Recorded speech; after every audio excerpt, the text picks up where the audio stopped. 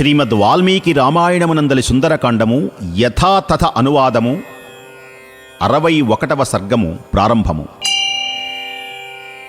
అంగదుడు, ప్రముఖులైన వానరవీరులు, కపివరుడైన హనుమంతుడు, జాంబవంతుడు తెలియచేసినటువంటి సూచనకు ఆమోదించారు. వానరోత్తములందరూ మిక్కిలి సంబరపడ్డారు. జయ హనుమంతుని ముందు నిడుకున్నారు. మహేంద్రగిరిని వీడి ఒక్కసారి పైకి ఎగిరారు రామచంద్ర ప్రభువు చెంతకు వెళ్ళటానికి. మహాకాయులు, మహాబల సంపన్నులైన ఆ వానరులు మేరుమందర పర్వతము వలె మదించిన మహాగజము వలె ప్రకాశిస్తూ గగనమార్గంలోకి ఒక్కసారి పైకి ఎగరగానే ఆకాశం మొత్తం ఒక్కసారి కప్పివేసినట్లయింది. సకల ప్రాణులచే గౌరవింపబడుచున్నవాడు, మిక్కిలి ప్రజ్ఞాశాలి, ఎంతయో బలసంపన్నుడు, శీఘ్రముగా సాగిపోగలిగినటువంటి ఆ హనుమంతుని వారు తమ చూపులతో మోస్తున్నారు. తదేక దృష్టితో స్వామిని చూస్తున్నారు. ఆహా, ఎంతటి గొప్పవాడు! శ్రీవాయుపుత్రుడు, అజేయ బలపరాక్రమ సంపన్నుడు, బుద్ధిమంతుడు, మతిమంతుడు శ్రీ హనుమంతుడు మనస్సులోనే స్తుతించుకుంటున్నారు. ఎవ్వరికీ సాధ్యం కానటువంటి అభంగతరంగ భూయిష్టమైన శతయోజన విస్తీర్ణమైన వారధి దాటిన వీరుడు. ఓహో! అభేద్యమైనటువంటి లంకలో ప్రవేశించినటువంటి ధీరుడు. ఓహో! సీతమ్మ యొక్క కష్టమును పోగొట్టి ఆనందింపచేసిన మహానుభావుడు. రాముల వారికి ఆనందాన్ని కలిగించడానికి ముందుకు నడుస్తున్నాడు. లోకము అందరికీ ఇష్టమును కలిగించి కష్టమును తొలగించగలిగిన ధీరుని వెంట మనం వెళుతున్నాం అని పూజ్యభావంతో రెప్పలు కూడా అలా వాల్చకుండా అనిమిషులా అన్నట్లుగా స్వామిని చూస్తున్నారు. సీత జాడ తెలుసుకొనుట అను కార్యము సిద్ధించినందులకు గొప్ప యశమును పొంది వానరులందరూ కృతార్థులై ఉన్నారు. కార్యసాఫల్య లాభములతో వారి మనస్సులు ఉత్సాహపూరితములై ఉన్నాయి. వారు ఈ సంతోష వార్తను శ్రీరామునకు, సుగ్రీవునకు తెలియచేయాలి అని నిశ్చయించుకొని ముందుకు సాగి వెళుతున్నారు. రావణునితో యుద్ధము చేయుటకై అందరూ ఉబలాట పడుతున్నారు. సుగ్రీవుని రాజుగా చేసిన శ్రీరామునకు ప్రత్యుపకారం చెయ్యాలి అని వారు నిండు మనస్సుతో బద్ధులై వినయశీలురై ముందుకు సాగుతున్నారు. వానరులు ఆకాశ మార్గాన పురోగమించారు. సుసంపన్నమైన వృక్షములతో లతలతో అలరారుచున్న నందనవన సదృశమైనటువంటి మధువనం వాళ్లకు కనపడింది. కళకళలాడుతున్నది మధువనం. ఈ మధువనం సుగ్రీవుని యొక్క రక్షణలో ఉంటుంది. అది సకల ప్రాణులకు ఆహ్లాదాన్ని కలిగిస్తుంది. కానీ సుగ్రీవుని భయంతో ఎవ్వరూ దానివైపు చూడనే చూడరు.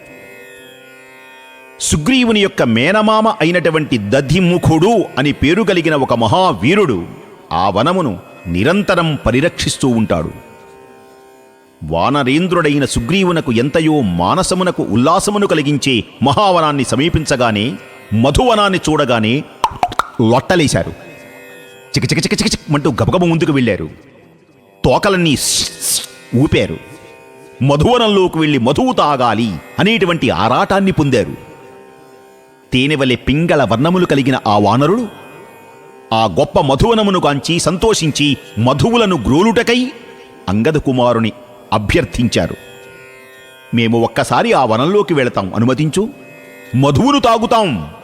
యువరాజైన అంగదుడు, ప్రముఖులైన జాంబవదాది వృద్ధ వానరుల ఆమోదంతో మధుభక్షణకై వారికి అనుమతి ఇచ్చారు. ఇది సంతోషం, చేసుకోండి సంతోషం, మధువును తాగండి. సంతోషకరమైనటువంటి వార్త చెప్పారు గదా. ధీశాలి వాలికుమారుడు అయిన అంగదుని అంగీకారాన్ని పొందారు. వానరులు తేనెపట్టులతో నిండినటువంటి చెట్లతో కళకళలాడుతున్న మధువనంలోకి ప్రవేశించారు. చెట్ల పైకి ఎక్కారు.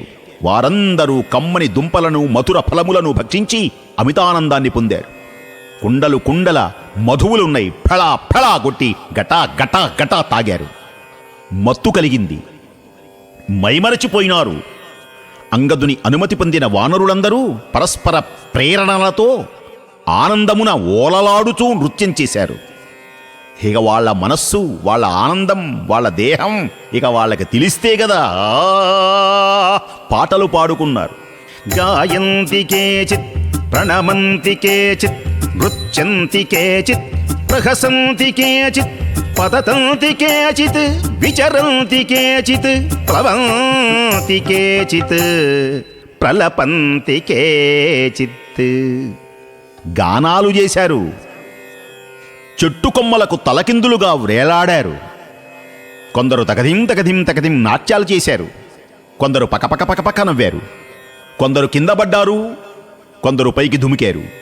కొందరు అటూ ఇటూ తిరిగారు, కొందరు గంతులు వేశారు. కొందరు ఏది నోటికొస్తేది ప్రేలుతున్నారు. రేయ్ రావణ రావణ రావణ నిన్ను చంపుతా అని ఒకడు, రేయ్ నేను కూడా వస్తాన్రా అని ఒకడు. ఒకళ్ళకొకళ్ళు ఆనందిస్తున్నారు. వారు ఒకరి ఒకరు ఆశ్రయించారు.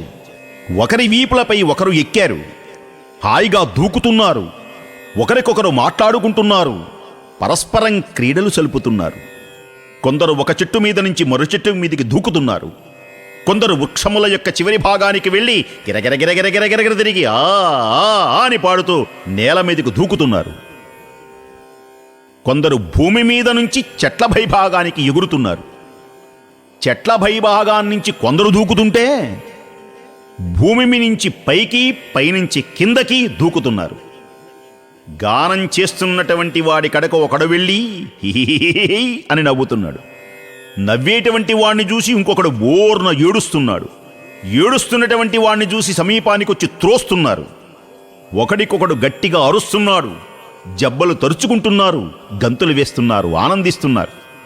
వానరులందరూ అతిగా మధువును దాగి చేయటం వలన వారి మనస్సులు అదుపులు తప్పినాయి. అసలే వానరులు, పైపెచ్చు మధువు, పైవెచ్చు ఇంకొక విశేషమేమిటి అంటే మత్తు కలిగింది. ఊగిపోతున్నారు, వికార చేష్టలు చేస్తున్నారు. వనమంతా వ్యాపించారు. మధుపాన మత్తులు కానివాడు ఎవ్వడూ లేడు. తృప్తి చెందనివాడు ఎవ్వడూ లేడు.